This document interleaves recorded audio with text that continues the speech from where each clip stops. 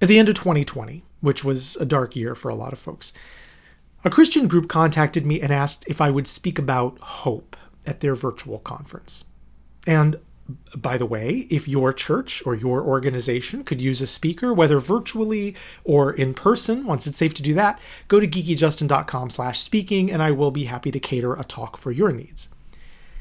But anyway, this talk that I did for this Christian group about finding hope in dark times wound up feeling a lot like a sermon for 2021. And I know I have a lot of Christians in my audience, and I suspect that many of you could use some encouragement. So I'd like to share with you some of what I shared with them. Because it seems to me that we Christians are generally pretty good at talking about long-term hope, about resurrection, life after death. And that is an absolutely essential part of the Christian gospel. But I think some Christians have gotten so laser focused on that piece, as important as it is, that they haven't ever really learned how to find or offer hope in the short term, in the here and now. When the question that you're facing isn't about resurrection after death, but how do you keep going in this life? And how do you manage to rebuild when everything is burned down around you? And if we're going to offer that kind of hope, we need to be honest, first and foremost, about the pain and the darkness and the struggles that we face. Because you only need hope when things feel hopeless. Yeah, nobody ever says, the economy is booming, I just got a promotion at work, I'm in a fantastic relationship, and my doctor says I'm in the best health I've ever been, but there's hope. We need hope in times when things aren't going so well. When we're being put through the ringer and all we can see is darkness. We need faith and hope that things will get better, that God still loves us, that there will be a dawn after the night, that the sun hasn't gone away forever. Romans 8:24 says, hope that is seen is no hope at all. Who hopes for what they already have? Right now, I know a lot of people who really need some hope because of what they don't have. And in many cases, because of what they used to have, but lost. Have you lost something recently? Maybe you lost important plans, plans that you were excited about and now they've fallen through. And you've lost what you thought those plans were going to bring. Or maybe a job that was providing money that you needed and it gave you a sense of purpose and fulfillment. And now you don't have that. Maybe a relationship that ended and it left you lonely and hurt. Or maybe you lost a loved one and that loss has just left this big hole in your life that nothing can fill. And maybe what you've lost is just a sense of stability or your sense of yourself and your place in the world. And you're just thinking, who am I? Who are we? Everything feels so different and you just don't know where to turn. And maybe you've lost more than one thing. Maybe you've lost a bunch. And maybe it feels like you've lost everything. Loss can get us stuck in this endless cycle of despair, where you can't stop thinking about what you had or what you wanted for the future that now can't be. And you keep wanting to go back in time or play what if, imagining an alternate reality and comparing it to this one. And other people don't know what to say. Maybe they're stuck dealing with their own problems or they're just not sure how to help. And so they just tell you to cheer up or that things will be better in the future. But you can't stop thinking about how much you've lost. And they can't feel what you're feeling. And you can start to feel worse for your inability to feel better. And that's especially true when you see other people being happy or moving on with their lives. I can't even tell you how many times I've had to get off social media in the past when other people were posting their happy relationship pictures and I was single and had been single and lonely for so many years. And I would always say, I'm so happy for you, but I didn't feel happy for them. I felt sad for me. And in those times, it's so easy to just withdraw because you don't want to drag other people down with you, but you feel stuck. And the fact that you feel stuck makes you feel worse. And when you feel worse, you dwell on the things that you've lost, and it just goes on and on and on. And maybe you're thinking right now, okay, Justin, I thought that you were supposed to be offering hope. This does not sound hopeful. I am. I'm getting there. But here's the thing. You cannot fully embrace hope until you have given yourself a chance to acknowledge and grieve your loss. See, I see a lot of Christians fall for two big lies here. Lies that prevent people from acknowledging and grieving their loss, and therefore prevent them from feeling much hope. One lie is that Christian hope is limited to heaven. And so you get these Christians who, you tell them that you're having a rough time, and they respond by saying, well, it'll all be better in heaven, which frankly sounds like a religious way of saying, too bad the rest of your life on earth is going to be miserable. And that doesn't sound like hope at all. That's not the approach that the Bible takes to suffering, and it's not the approach that Jesus took to suffering. Jesus spent a lot of his ministry caring for people's needs in the here and now. He did talk about heaven, yes, but he cared for people in this life. He had empathy for their pain in this life. To respond to people's pain only by redirecting the conversation to heaven isn't acknowledging or grieving the loss, it's minimizing the loss. And that is not just unhelpful, it's actually dangerous.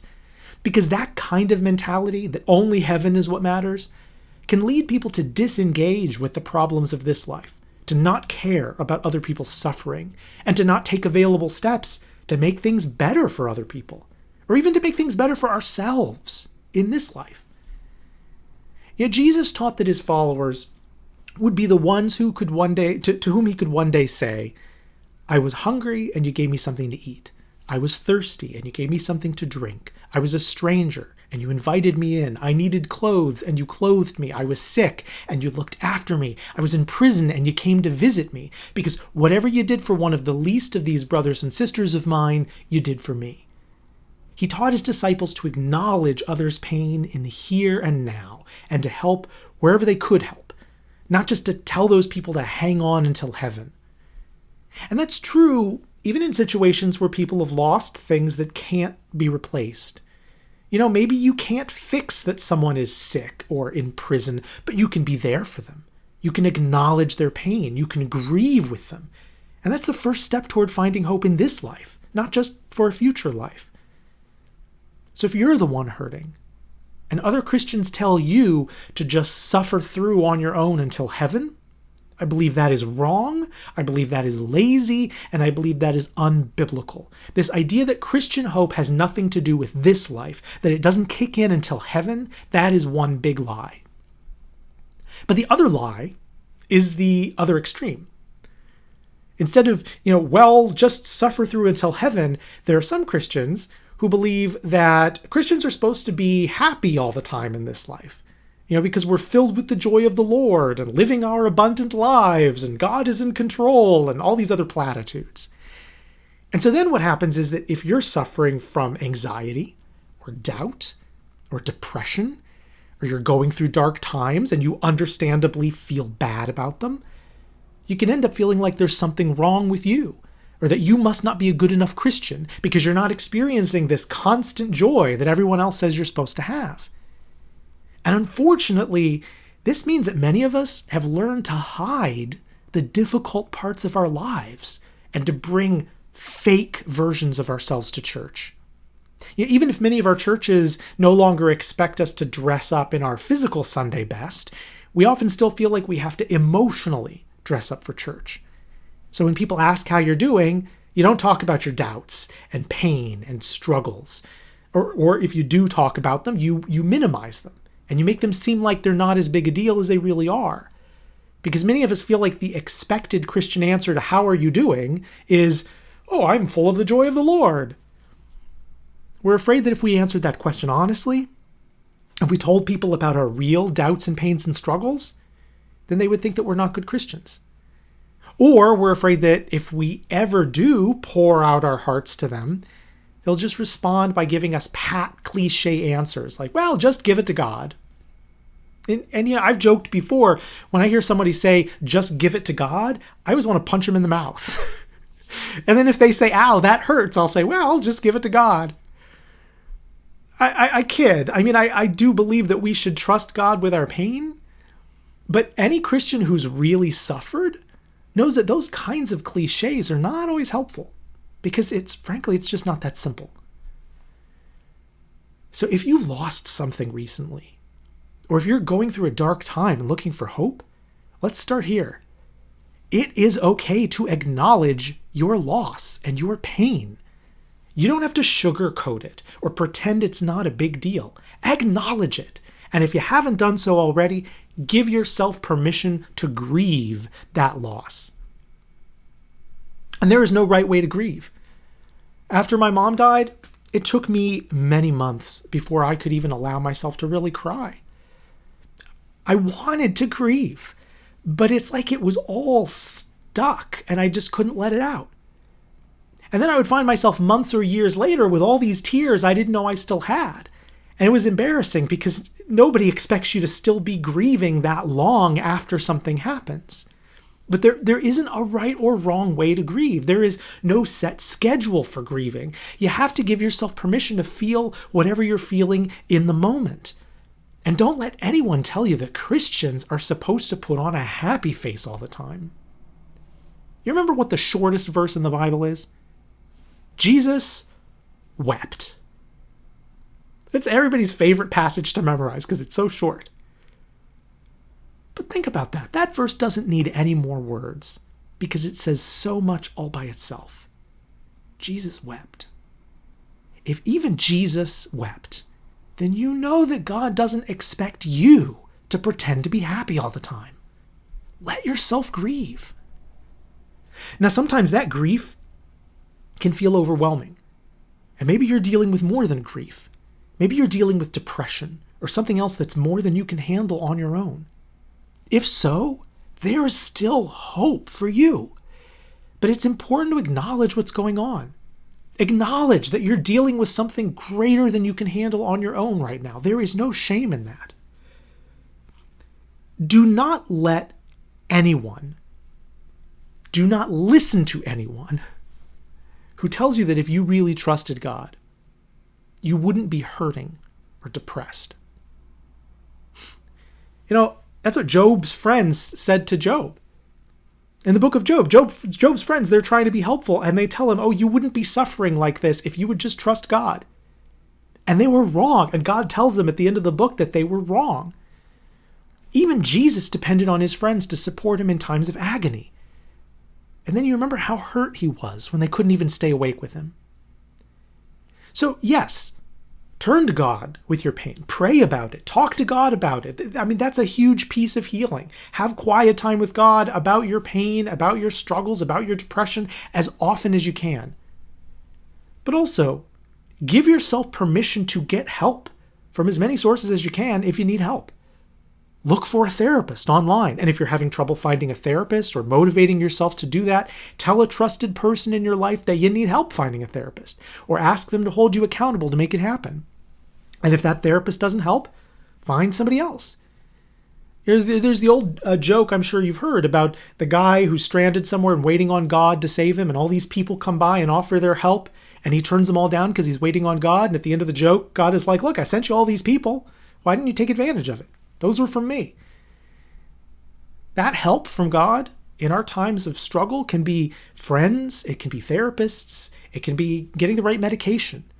It can be even just giving yourself permission to take time away from certain obligations, if that is something that you're able to do, in order to give yourself time to heal. Whatever you need. Turning to others for support doesn't make you weak. And it doesn't mean that you're not trusting God enough. And it also doesn't mean that you can't still be doing good things for God, to whatever extent you're able, even though you're not at 100% yet. God is always using you, even when you feel like crap. And God is not done with you yet, even when you feel like you've lost everything and have nothing left to give. Throughout Scripture, it is often true that the people God chooses to use are the people with nothing left to lose. God uses people at their lowest points, in their deepest despair. I mean, a classic example is the story of Joseph. At the beginning of his story, he doesn't have much, but he's doing okay. He's got a big family. He's got a dad who loves him. He's got a pretty coat. Not much, but he's comfortable. And then all of that gets ripped away from him. He loses the coat. He loses his family. He loses his freedom. He's betrayed by the people closest to him. He's sold into slavery. He's taken away from home, everything he's ever had, every place he's ever known, everyone he's ever known, all of it is taken from him in an instant. That's loss. And if you know what's coming in the story, you know that there's hope on the horizon and things are going to get a lot better for him and God's going to use him in a major way because of this loss. But he doesn't know any of that yet. All he knows is that everything has been taken from him. Do you know that feeling? So if you're Joseph, and if you don't know what's on the horizon, you only know the pain of right now, where do you find hope? Well, here's the thing about hope. Hope is always found by looking to the future, remembering that God is not yet done with your story. But that is hard because our tendency is to get fixated on the past, to focus on what we've lost that we can't get back. For Joseph, nothing is ever going to be the same again. I mean, not only has he lost his home, his possessions, and his autonomy, and he has no reason to think he'll ever see his family again, but the betrayal of his brothers means that even if he could somehow get back home, and he can't, but even if he could, he would never be able to trust them the same way again. They sold him into slavery. You can't unring that bell. His life has been forever changed, and there is no going back. So you can imagine Joseph just sinking into despair, fixating on all that he's lost, spending all his waking moments reliving everything he used to have, everything he took for granted, wondering if there was something he could have done to alter the course of history and get those things back. You can imagine him thinking that all of his happiness was in the past, feeling unable to go back and unable to move forward because he couldn't go back. That's our temptation in times of great loss. You compare what you had in the past to the absence of those things in the present. Or you compare the version of reality that could have been, the alternate reality that you imagine, where those bad things didn't happen. You compare that with the real world. And the real world doesn't live up to the imaginary one, does it? Because the thing is, this side of heaven, you can always imagine something better than what is. The grass is always greener. So when you fixate on the past, you imagine a reality that the present can't compete with. When you fixate on what ifs, you imagine an alternate reality that the actual one can never measure up to. But when you focus on the future, when you take where you are right now as your new starting point and turn that imagination forward in time instead of back, then you can imagine a future better than the present to motivate you to reach for it. That's where you find hope. Turning that God-given imagination to the future, giving yourself something to reach for, and trusting with whatever faith you have that God is still on this journey with you. And often God will create opportunities out of your loss. God used Joseph's loss to put him in a position to provide food for an entire nation. Jesus was killed on a cross, and God used that to save humanity. Even in the darkest times, God is working. And when we look to the future and keep putting one foot in front of the other, we can have faith that God will do something new to bring light out of the darkness. Even a devastating forest fire can make way for new growth and new opportunity in the future. But that doesn't necessarily mean that the bad things that happen to us are somehow God's plan. I mean, personally, you can disagree, but personally, I am not of the opinion that God causes or predestines the setbacks that we face. We live in a fallen world. We have free will. Other people have free will. There are many reasons that bad things can happen. And it feels way too trite to me to say, oh, it was all part of God's plan. But what I do know is that God is able to use even the bad things in service of something good. You remember Bob Ross's happy little accidents? Good can come from bad. Now, let me be clear what I'm not saying. I'm not saying it's good that you've lost what you've lost. Now, sometimes it can turn out to have been a good thing after all. Sometimes you get to a point where you look back and you say, oh, actually, it was a good thing that this thing happened. I was upset about it at the time, but now I see that it was a good thing. But that's not always the case. Sometimes it isn't. Or when my mom died, nothing about that was good. And I would still, to this day, I would give anything that I could to bring her back. But no matter what you've been through, and no matter what you've suffered, everything ahead is opportunity.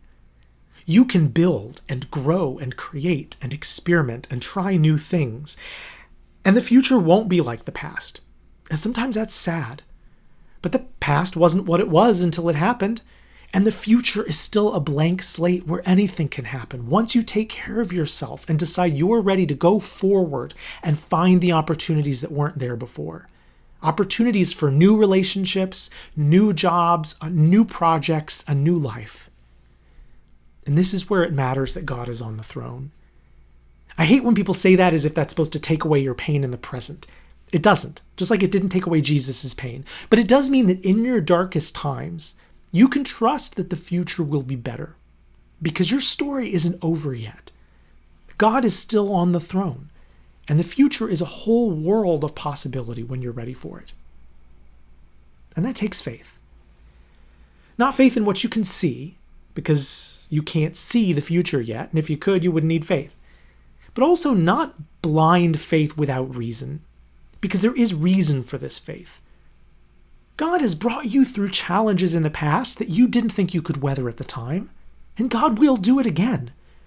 And could there be any greater source of hope than knowing that the God of the universe is on your side? Romans 15:13 says, "May the God of hope fill you with all joy and peace in believing, so that by the power of the Holy Spirit you may abound in hope." So yes, ultimately, I believe hope is found in our faith. But that doesn't mean that Christians won't still struggle, that we won't still have times of grieving, and that we won't still need the help of others. And I know for some of you that your faith itself has taken a blow because of recent events, of whatever kind. And I've got another video in the works about how you deal with it. How do you rebuild your faith? How do you rebuild your church after it's suffered? But even when we doubt, even when we can't see the brighter future, even when we struggle to imagine it, God is faithful. The God who created you and who suffers with you is faithful. Your story is not over yet. So give yourself a chance to acknowledge your pain. Give yourself time to grieve your loss. And then when you're ready, let today be the beginning of a new chapter, one that takes you into the unknown. It won't be like what came before. It'll be new. It'll have new challenges. But because of what you've been through thus far, God will be able to use you in new ways. And it's okay if you can't see how yet. You don't need to. Today, just take one step. Let that be enough. And trust God that whatever comes after will be worth the journey.